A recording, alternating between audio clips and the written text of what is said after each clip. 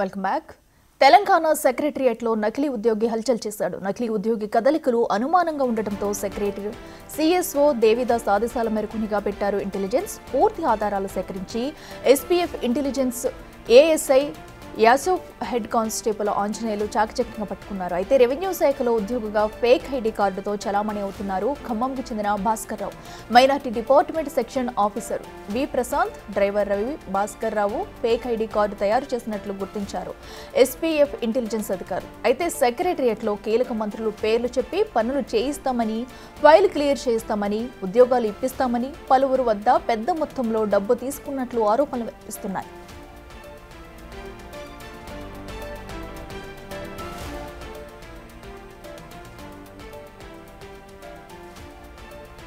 Driver రవిని అదుపులోకి తీసుకుని విచారించగా విషయం వెలుగులోకి వచ్చింది. రెవెన్యూ శాఖ జూనియర్ అసిస్టెంట్ గా ఫేక్ ఐడి కార్డుతో చలామణి అవుతున్న భాస్కర్ రావు డ్రైవర్ రవిని ఇంటెలిజెన్స్ ఫిర్యాదుతో అదుపులోకి తీసుకుని సైఫాబాద్ పోలీసులు విచారిస్తున్నారు.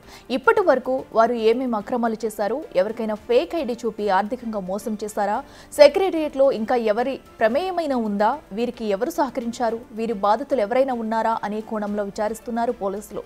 సెక్రటరియట్లో కీలక మంత్రుల పేర్లు చెప్పి పనులు చేయిస్తామని, ఫైల్ క్లియర్ చేయిస్తామని, ఉద్యోగాలు ఇప్పిస్తామని పలువురు వద్ద పెద్ద మొత్తంలో డబ్బు తీసుకున్నట్లు ఆరోపణలు రాగా A1 గా భాస్కర్ రావు, A2 గా డ్రైవర్ రవిని చేర్చారు. CM Revanth Reddy press meet రోజు ఎస్పీఎఫ్ కు భాస్కర్ రావు పట్టుబడ్డారు.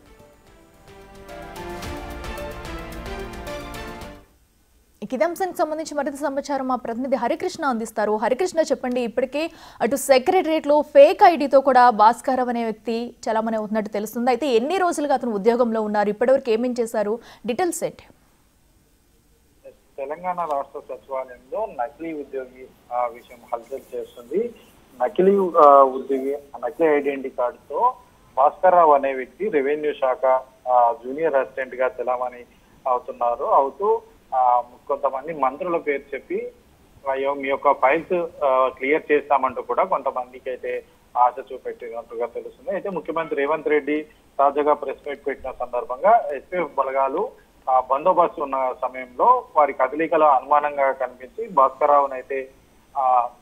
రావు పైన ప్రత్యేకంగా నిఘా పెట్టాలని చెప్పేసి కూడా సిఎస్ఓ దేవిదాస్ అయితే ఆదేశాలు జారీ చేయడం జరిగింది. ఈ మేరకు SPF intelligent ASI Yusuf head constable Anjaneyulu చాకచక్యంగా వ్యవహరించి రెవెన్యూ శాఖలో ఈయన ఫేక్ ఐడి తోటి ఉద్యోగిగా చలామణి అవుతున్నట్టుగా నిర్ధారించి ఆయనను ఎవరు అని చెప్పేసి పూర్తిగా ఎంక్వైరీ చేస్తే ఈయనకు సాయం చేసింది మైనార్టీ డిపార్ట్మెంట్ సెక్షన్ ఆఫీసర్ వి ప్రశాంత్ యొక్క డ్రైవర్ రవి ఈ యొక్క ఫేక్ ఐడి క్రియేట్ చేసి భాస్కర్ రావుకి ఇచ్చినట్టుగా ఎస్పీఎఫ్ బలగాలు అయితే ఇంటెలిజెన్స్ బలగాలు గుర్తించడం అయితే జరిగింది. అయితే డ్రైవర్ రవిని అదుపులోకి తీసుకొని అయితే సైఫాబాద్ పోలీసులకైతే వారు ఇంటెలిజెన్స్ వర్గాలు అప్పగించడం జరిగింది.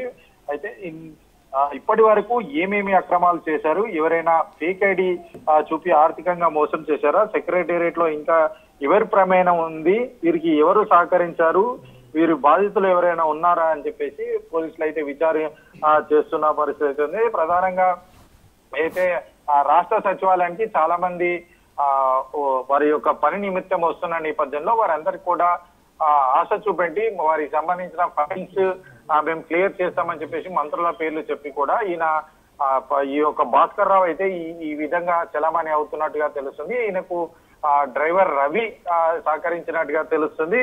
ఈ మేరకు సైఫాబాద్ పోలీసులు కేసు నమోదు చేసుకుని A1 గా భాస్కర్ రావు, ఖమ్మం జిల్లాకు చెందిన భాస్కర్ రావు, A2 గా డ్రైవర్ రవిని అయితే చేర్చడం అయితే జరిగింది. ఈ మేరకు పోలీసులు కేసు నమోదు చేసి దర్యాప్తు చేస్తున్నారు. దాదాపు ఎన్ని నెలల నుంచి నువ్వు ఈ యొక్క ఫేక్ ఐడితో చలామణి అవుతున్నావు, మీకు ఎవరెవరు సహకారం అందిస్తున్నారు, ఇప్పటి వరకు ఎవరికి ఇట్లా ఫేక్ ఐడి ద్వారా వారి యొక్క అవసరాన్ని ఆసరాగా చేసుకొని వారి దగ్గరని ఆర్థికంగా ఏమైనా డబ్బులు తీసుకున్నావా అని చెప్పేసి కూడా ఒక దర్యాప్తు అయితే కొనసాగుతుంది.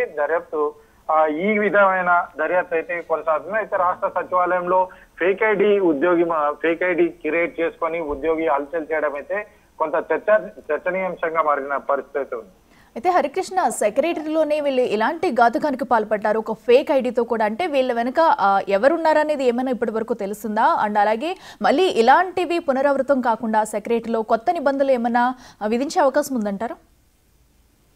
ఖచ్చితంగా కొత్త నిబంధనలు విధించే అవకాశం ఉంది. అయితే గతంలో ఏదైతే ఇంటెలిజెన్స్ గతంలో పోలీస్ విభాగానికి చెందిన స్పెషల్ పోలీస్ విభాగానికి చెందిన బలగాలు అయితే సచివాలయం యొక్క భద్రతను మొత్తంగా చూసుకునేది. అయితే వారి యొక్క నిర్లక్ష్యం కావచ్చు, లేకపోతే భద్రతా లోపాల వల్ల ఎస్పీఎఫ్ కి అయితే అప్పగించడం జరిగింది. ఎస్పీఎఫ్ వచ్చినప్పటి నుంచి కూడా ప్రతి ఒక్కరి పైన కూడా ప్రత్యేక నిఘా పెట్టడం అయితే జరిగింది. ఎవరెవరు లోపలికి వస్తున్నారు, ఎవరు ఏం చేస్తున్నారు, ఎవరిని కలుస్తున్నారు, ఏదైనా విజిటర్స్ ఎవరైనా అంటే అక్కడ పనిచేస్తున్న ఉద్యోగులు ఎవరైనా కంట్రోల్ రూమ్ ఫోన్ చేసి వీళ్ళని అలో చేయాలని చెప్పేసి చెప్తున్న నేపథ్యంలో ఎవరు అసలు కాల్ చేశారని ఎవరిని లోపలికి అలో చేస్తున్నారంటూ కూడా వాళ్ళ పూర్తి వివరాలు తీసుకొని అయితే ఒక డాటా మొత్తం కూడా తయారు చేసి ప్రతి వారం కూడా సిఎస్ అయితే రిపోర్ట్ చేస్తున్న నేపథ్యంలో ఇంకా ఎవరెవరు ఉన్నారు ఇట్లాంటి జరగకుండా చూసుకోవాలని చెప్పేసి కూడా